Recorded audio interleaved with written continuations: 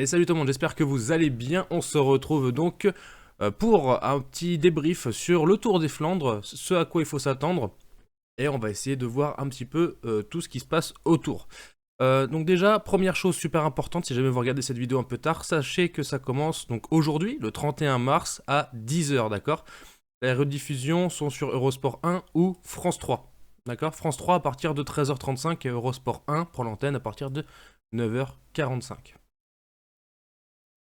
Une fois que ceci est dit, on va voir juste une petite news avec Mathieu Van Der Poel qui dit que c'est regrettable pour Wout van Aert de ne pas pouvoir participer. Donc en effet, on va voir qu'il y aura assez peu de véritables challengers pour Mathieu Van Der Poel. Donc on va voir ça. La sélection annoncée par la formation Alpecin-Deceuninck pour le Tour des Flandres recèle quelques surprises. Si son leader absolu, Mathieu Van Der Poel, double vainqueur de l'épreuve en 2020 et 2022 et grand favori de l'édition 2024, sera bien présent dimanche, ce ne sera pas le cas de son acolyte Jasper Philipsen. Alors qu'il était prévu qu'il participe au 3e round de sa carrière, le lauréat du dernier Milan-San Remo va finalement faire l'impasse sur cette course. En accord avec la direction de l'équipe et le pôle performance, Jasper Philipsen modifie un peu son programme puisqu'il disputera, comme il l'avait fait l'année dernière avec succès, le Grand Prix de l'Escaut mercredi avant Paris-Roubaix. Indique la World Team belge sur son compte Instagram. Donc là ici on a un petit sondage. D'après vous, qui va gagner le Tour des Flandres? Alors, il propose Mathieu Van Der Poel, grandissime favori. Mats Pedersen, alors suite à sa chute, je le mettrai pas parmi mes favoris. Matteo Jorgensen, alors ça c'est très intéressant, on va en reparler. Dylan Van Baarle, c'est aussi intéressant, mais un peu moins. Stéphane Koung, pourquoi pas. Oyar Lascano, Valentin Madouas ou Julien Alaphilippe. Bon, globalement, on peut avoir des doutes sur tous. La logique voudrait qu'on vote Mathieu Van Der Poel. Tiens, on a les résultats. Voilà, comme j'ai voté comme 62,5% des personnes. Oui, mais c'est normal, c'est logique, hein. C'est normal. Ah tiens, il y a d'autres sondages, c'est plutôt intéressant. On regardera ça un de ces jours. Hop. Bon, attendez, est-ce qu'il va y avoir la vidéo qui va se lancer? Voilà. Première ronde, Van Vleuten pour Axel Laurens. Il y a une autre surprise dans cette sélection communiquée par Alpecin-Deceuninck, et celle-ci concerne le français de son effectif, Axel Laurens. Devant initialement participer samedi à la Volta NXT Classique, anciennement Volta Limbourg Classique, le récent vainqueur d'une étape du Tour de Catalogne ne se rendra pas aux Pays-Bas et prendra finalement le départ de son premier Tour des Flandres dimanche. Søren Kragh Andersen, Sylvain Dillier, Xandro Meurice, Oscar Risbik et Gianni Vermeersch, ce dernier, étant remis de ses blessures contractées mercredi sur À travers la Flandre, ont également été convoqués. Mathieu Van Der Poel qui dit « Je préfère courir avec tous les meilleurs coureurs au départ ». À l'approche du ronde, il a déjà remporté à 2 reprises, 2020 et 2022, le champion du monde Mathieu Van Der Poel est revenu sur les événements récents qui ont secoué le monde du cyclisme avec la grosse chute de Wout van Aert et de Jesper Stuyven sur À travers la Flandre. Nous ne saurons jamais si j'aurais également été impliqué dans la chute si j'étais présent, mais c'est possible bien sûr. C'est particulièrement regrettable pour le round, mais encore plus pour Wout et Jasper. Suivi pendant des mois en vue de ces deux courses, donc il parle de Tour des Flandres et de Paris-Roubaix, et quelques jours avant, tout tombe à l'eau.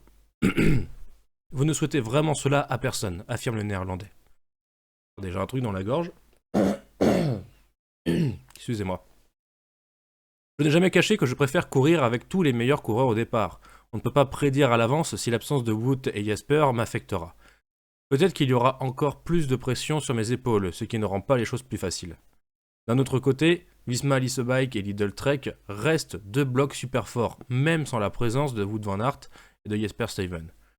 Jorgensen, Benoot, Pedersen, Milan, ils sont forts.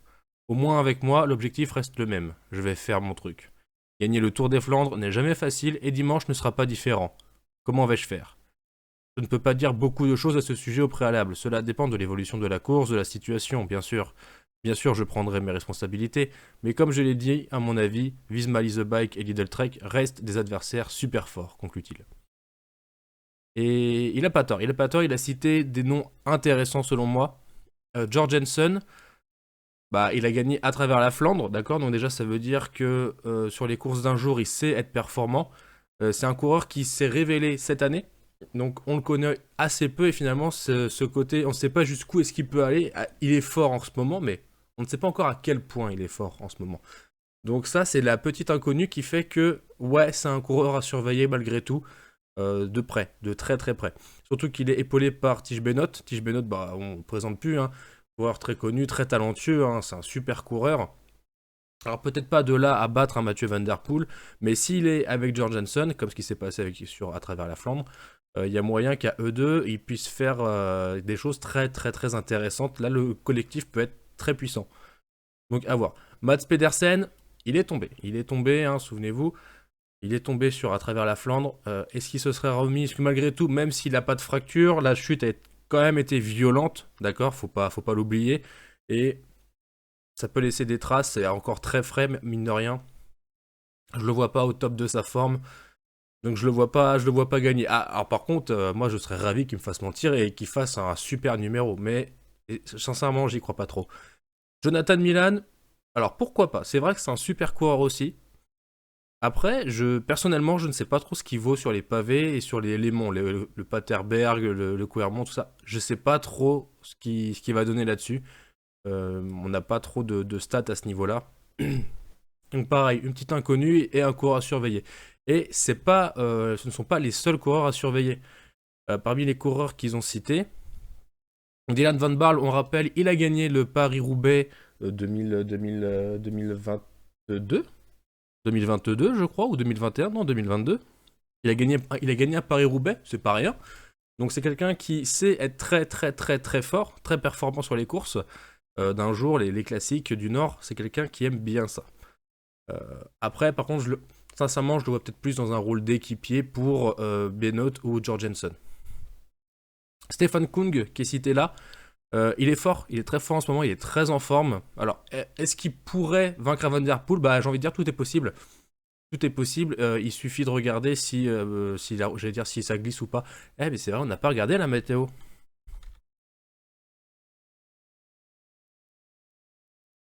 On n'a pas regardé. C'est super important. Attendez, Flandre. Et météo Flandre. On va mettre ça. Ah bah a priori, il y aura quand même pas mal d'humidité tout au long de la journée. Un peu de vent aussi.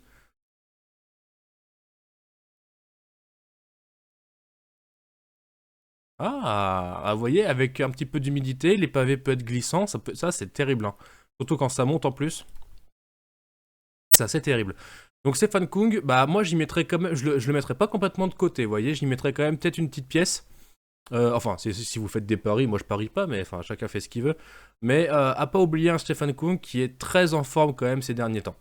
Oyer Lascano, on l'a découvert véritablement en deuxième moitié de saison dernière. Il a l'air fort, il a l'air prometteur, mais je le connais pas assez pour pouvoir juger son niveau. Donc, je dirais, moi je le classerais dans les coureurs à suivre et à surveiller quand même. Valentin Madouas, je le vois plutôt en tant que. Alors, à la Groupama FDJ, c'est intéressant, il y a 3 coureurs qui sont des leaders. Donc, il y a Stéphane Kung, Valentin Madouas et. Comment il s'appelle Lawrence Pitty. Le Pitty. Parce qu'il a fait un gros numéro, il a fait une forte sensation en début de saison. Il semble très fort, très en forme. Et je pense que justement, ils vont le tester cette année sur le Tour des Flandres. On va voir un peu ce qu'il vaut sur les classiques et sur les pavés. Ça va être un coureur aussi à suivre. Il y en a beaucoup cette année, il y en a beaucoup à suivre. Donc, à voir comment on va se placer Valentin Madouas par rapport à Stefan Kung. Est-ce qu'il y aura véritablement un leader? Parce que 3 leaders, ça commence à faire beaucoup. Et ça me semble pas viable, à vrai dire. Donc, à voir. Après, je pense que ça va se faire au fil de l'eau. Ils vont voir qui est-ce qui va être lâché en premier en fonction des chutes, des cassures éventuelles. Et la sélection va se faire naturellement et le leadership aussi. Julien Alaphilippe. Alors Julien Alaphilippe de son propre aveu qui dit ça va pas le faire. Ça va être trop compliqué. Je peux vous mettre l'article, je l'avais mis de côté. Je peux vous le mettre de côté. Hop, voilà. Alaphilippe sur le Tour des Flandres, je ne pense pas que ça puisse le faire. Qu'attendre de Julien Alaphilippe cette semaine en Belgique? Avant de prendre part dimanche au Tour des Flandres, pour la 4e fois de sa carrière, le Français va disputer ce mercredi son 3e à travers la Flandre, auteur d'une prestation très encourageante. Attendez, mais ça date un petit peu du coup cet article. Ça date du 27, ça date du 27. Ouais, bon, la Philippe, il remonte un peu en pression, j'ai envie de dire. Les performances sont de mieux en mieux. Mais c'est pas encore ça, c'est pas encore au niveau. Voilà, j'ai fait défiler si jamais vous voulez lire. Je pense pas que ce soit si pertinent que ça. Donc non, c'est pas un coureur que je surveillerais particulièrement. Et donc il est annoncé en tant que leader avec Asgreen. Je sais pas. Cette équipe-là, la Soudal Quickstep, je la sens pas. Je la sens pas, je la sens pas. Ils me font pas une bonne impression en tout cas. Voilà, voilà ce que je pouvais vous dire. On va quand même regarder les start list. Binyam Girmay qui a été pris dans la chute, si je ne me trompe pas, qui va aussi participer. Je l'attends pas à un grand niveau non plus, hein, pour exactement les mêmes raisons que tous ceux qui ont été pris dans la chute sur à travers la Flandre. Donc vous voyez ainsi les deux leaders, Alaphilippe et Asgreen. Très belle équipe du team Visma. Qu'est-ce que je pourrais dire d'autre? Est-ce qu'il y aurait d'autres coureurs à surveiller? Alors il y a Matej Mohoric, pourquoi pas? S'il est dans un grand jour, pourquoi pas? Qui est-ce qu'on aurait d'autre? Là, il y a une équipe d'expérience avec Boasson Hagen, Oliver Nassen, mais l'expérience ne fait pas non plus la force dans les jambes et je pense qu'à ce niveau-là, ça va manquer un petit peu. Alberto Bettiol, alors Bisseguer, on sait qu'il aime bien aussi ce genre de course. Alberto Bettiol, lui c'est toujours, on ne sait jamais. C'est un coureur, faut jamais parier sur lui. Dans le sens où, si jamais il est très en forme, en fait, il peut faire des éclats de. Il peut être super fort une fois, il va te faire un truc, mais monumental, ça va être le dieu sur le vélo. D'accord, ça va être le dieu du vélo, mais ça dure un jour. Après, tu vois pas pendant 4 ans. Et puis, pendant une journée encore, ça va être le dieu du vélo. Non, mais voilà, c'est un gars qui est ultra imprévisible. Imprévisible, et bon. Du coup, j'en fais pas mon favori, loin de là. La Groupama FDJ qui aligne une très belle équipe, hein, mine de rien. Ouais, globalement, ils ont tous des belles équipes. Hein. Joshua Tarling, à voir ce qu'il vaut. Voilà, il y a plein d'imprévus, il y a plein de coureurs que je connais assez peu. Degenkolb intéressant. Donc on a vu l'année dernière, hein, oubliez pas l'année dernière, qui a fait un super Paris-Roubaix. Il semblait presque être le plus fort, sans déconner. Mais là, c'est pas Paris-Roubaix, c'est très technique. Il y a ces monts pavés. Peut-être que il va avoir du mal à les digérer, les monts pavés. Donc c'est pour ça que je le cite pas parmi mes favoris.